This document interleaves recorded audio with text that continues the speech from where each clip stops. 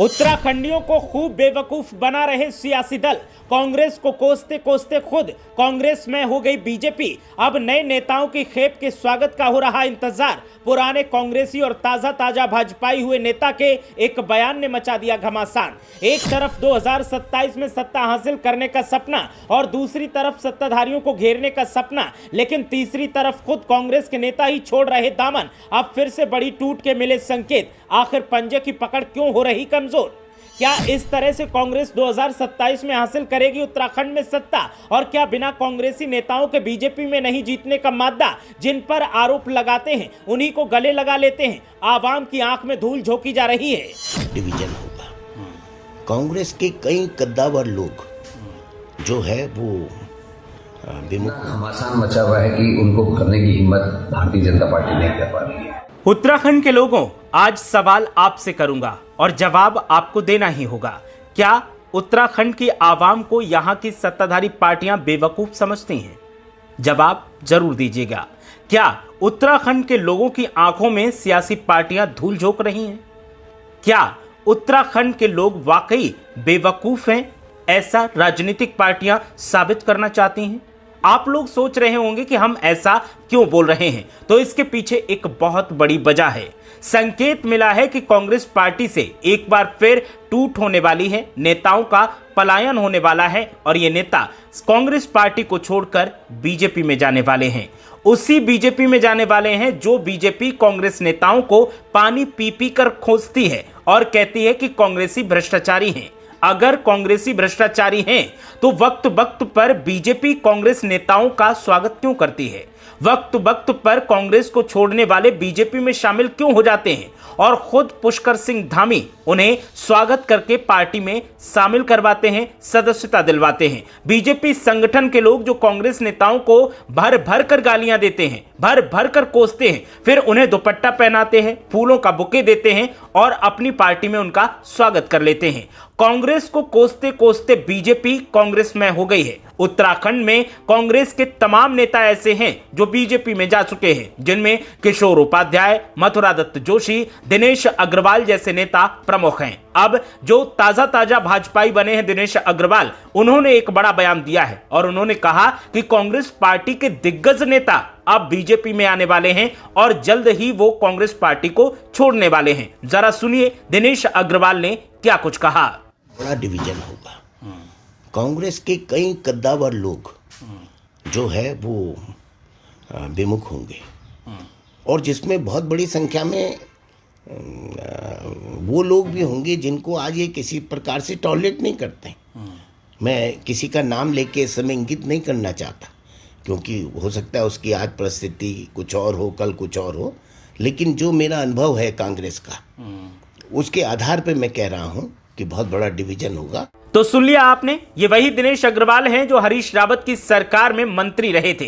अब ये भाजपाई हो गए हैं और बीजेपी के गुणगान गाते हैं। कुछ वक्त पहले तक बीजेपी इन्हें भ्रष्टाचारी बताती थी और ये बीजेपी नेताओं को कोसते थे। बीजेपी इनके ऊपर आरोप लगाती थी, ये बीजेपी के ऊपर आरोप लगाते थे। अब न बीजेपी इनके ऊपर आरोप लगाती है और न ये बीजेपी के ऊपर आरोप लगाते हैं, बल्कि एक दूसरे की तारीफ में कसीदे पढ़ते हैं।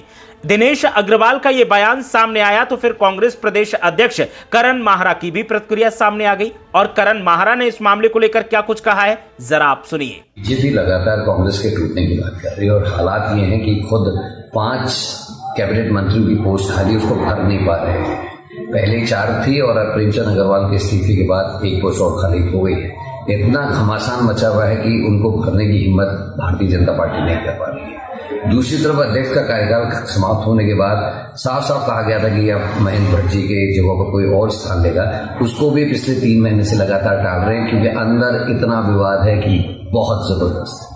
तो सुन लिया आपने, एक तरफ दिनेश अग्रवाल का दावा है कि जल्द ही कांग्रेस के दिग्गज नेता बीजेपी में एंट्री लेने वाले हैं, तो सवाल बीजेपी वालों से उत्तराखंड की आवाम को पूछना चाहिए कि आखिर किस मुंह से आप कांग्रेस वालों को अपनी पार्टी में शामिल करवाते हैं? क्या कांग्रेस में रहते हुए वो भ्रष्टाचारी बीजेपी में आने के बाद पाक साफ हो जाते हैं, या फिर आपकी कथनी और करनी में दोहरापन आ गया है? करण माहरा ने मामले पर प्रतिक्रिया देते हुए जो कहा है उसने भी चौंका दिया है। उनका कहना है कि कांग्रेस पार्टी से कोई भी टूट नहीं होने वाली है, लेकिन सियासी जानकारों का कहना है कि कांग्रेस पार्टी 2027 में सत्ता में आने का ख्वाब देख रही है, लेकिन पंजे की पकड़ अपने नेताओं पर कमजोर होती जा रही है और अगर यही आलम रहा तो 2027 में भी कांग्रेस पार्टी सत्ता से दूर रह जाएगी।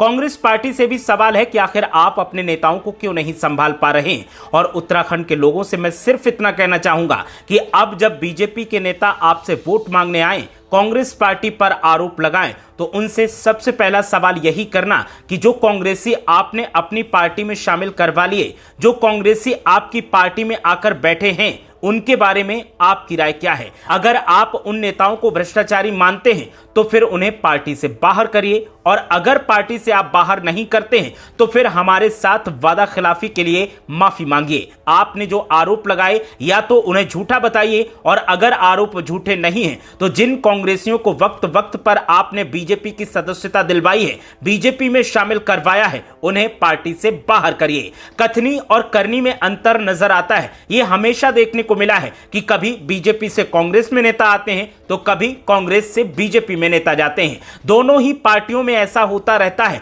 और दोनों ही पार्टियां उत्तराखंड की आवाम को बेवकूफ बनाने की कोशिश करती हैं। दोनों ही पार्टियों की तरफ से उत्तराखंड की आवाम के आंखों में धूल झोंकने की कोशिश की जाती है। जब वोट की जरूरत होती है तो कांग्रेस पर बीजेपी भ्रष्टाचारी होने का आरोप लगाती है, और बाद में जब उन्हें नेताओं की जरूरत होती है तो उन्हीं भ्रष्टाचारी नेताओं में से किन्हीं नेताओं को अपनी पार्टी में शामिल कर लिया जाता है। और यह काम कांग्रेस ने भी वक्त वक्त पर किया है। तो ऐसे में जब भी चाहे बीजेपी चाहे कांग्रेस के नेता आपसे वोट मांगने आए तो इन सवालों को जरूर पूछेगा, और पूछेगा कि क्या हम आपको बेवकूफ नजर आते हैं। आपको अब अपने विवेक का इस्तेमाल करना होगा, और आप अपने विवेक का इस्तेमाल करके ही उत्तराखंड में बदलाव की बयार को बहा सकते हैं। फिलहाल जिस तरीके के हालात देख रहे हैं उसके लिए बदलाव बहुत जरूरी है, और आपको तीसरे विकल्प के बारे में सोचना चाहिए। वो तीसरा विकल्प कोई और भी हो सकता है।